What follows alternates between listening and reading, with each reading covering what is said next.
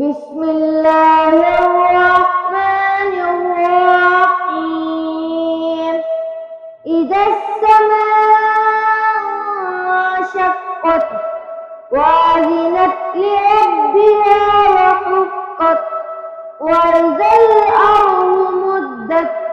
وألقت ما فيها وتخلت وأذنت لربها وحقت يا أيها الإنسان إنك كادح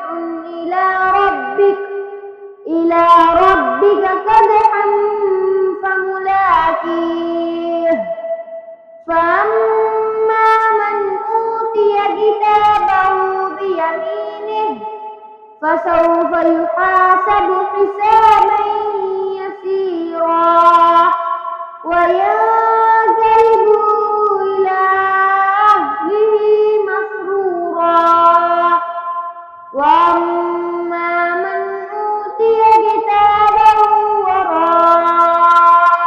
ظهره فسوف يدعو ثبورا ويصلى سعيرا إنه كان في أهله مسرورا إنه ظن أن لن يحور بلى إن ربه كان به بصيرا